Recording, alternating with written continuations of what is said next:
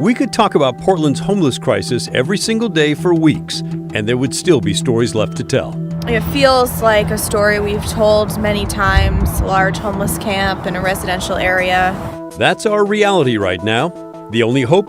Concrete solutions that are followed up on from start to finish.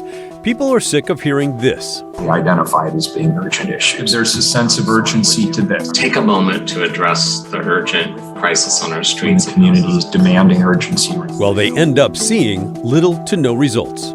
I know that people are tired of hearing us talk about addressing this issue. They expect action. All kinds of ideas on how to solve the homeless crisis have been pitched to city and state leadership. Dumping boulders in place of homeless camps. The president is encouraging state and local governments to use the federal strategic plan as a blueprint. Banning unsanctioned homeless camping and putting homeless people into 6 large designated camping sites instead. This whole merry-go-round of, we're going to do this and end this homeless situation, but yet it never gets done. And now, investigative reporter Kyle Aboshi is starting a new series, checking on those proposals and pilot projects, answering a simple question. Whatever happened to that? Here's the story. They popped up in parks, city streets, and neighborhoods. Remember those bright red port-a-potties? Starting in September of 2020, the city of Portland put out roughly 130 portable toilets to help people experiencing homelessness have access to clean restrooms during the pandemic. This pilot project, as you may recall, got a lot of backlash from neighbors, upset about the placement of these portable toilets. Portland's red porta-potties might as well be bullseyes. That's according to city officials, one of whom got this voicemail. Excuse me, ma'am, but what the hell, heaven or purgatory, is that red thing doing in front of my church? Which got us wondering, whatever happened to those red porta-potties? According to a city spokesperson, the majority of those portable toilets are being taken off the streets due to a lack of funding and vandalism. There's approximately 16 or so left now. The porta-potties, they're all gone. You know, there used to be one down right there. One of those red porta-potties used to sit on the corner of Southeast 57th and Powell. Yeah, it's stressful. Nathan Seelan, who lives in a van nearby, explained, It's funny that you showed up here asking about this because that's exactly a bathroom what I'm doing right now. is a basic necessity. You're right, it's definitely something you take for granted. You know, you don't think about it until it's gone. Until you're out here and you're like, it's middle of the night, you're like, where do I use the bathroom? Even there's no businesses open. You just gotta find some alleyway or somewhere, In place of that red porta-potty, see, this is like the thing. I was like, just something basic, but it'll be enclosed. Nathan is building his own outdoor toilet that will sit on top of a 5-gallon bucket. And then the bucket can slide in there, in and out. So he's also creating a temporary wooden enclosure so a female friend can have some privacy while using the toilet. Everyone who's got to use the bathroom is going to find a way to go. You know what I mean? If they don't come up with some solution, you know what I mean? Unless you want to see turds and disgusting stuff around, it's gross. Figure something out. There's no question open urination and defecation in and around homeless encampments is disgusting.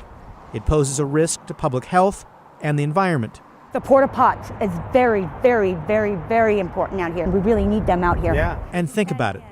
A lack of a bathroom can erode a person's sense of dignity. I don't want the people that are judgmental to judge me even more than what they already do. So it makes it very hard on us out here. And I want to be inside just like everybody else. Currently, the homeless in Portland have extremely limited options for a public bathroom, especially at night. In addition to the 16 porta-potties, there are 19 Portland loos, the steel standalone bathrooms, which means, in all, there are just 35 city-funded restrooms in Portland with 24-hour, year-round access. Well, if we had more of them, it would be better. The United Nations standards for long-term refugee camps say there should be at least one toilet for every 20 people. If you apply those standards to Portland's growing homeless population, it would require roughly 153 toilets citywide.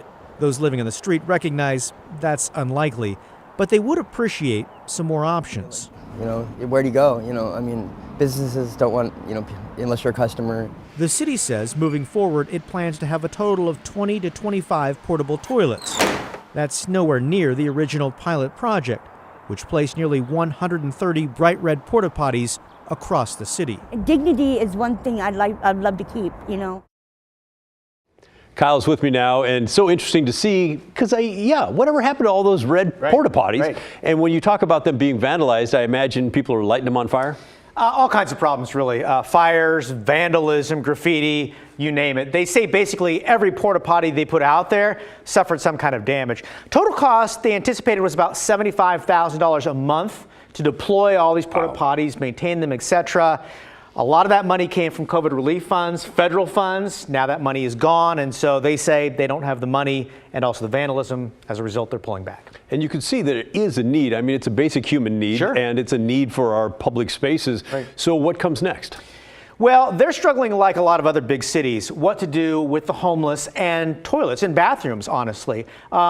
Many other cities are installing a lot more of these Portland loos, those big metal circular looking toilets that are out there.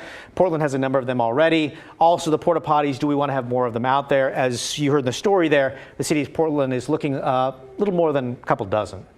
And it used to be strange and unusual, but I saw a man relieving himself right across our parking lot the other night, and it seemed normal these days. Yeah, we talked to some of these folks who are struggling with this situation. They need a bathroom. There just aren't public restrooms available 24/7, and they admit they don't like it. And unfortunately, you've got to relieve yourself somewhere, and the bushes in some cases, that's the only place to go. Yeah.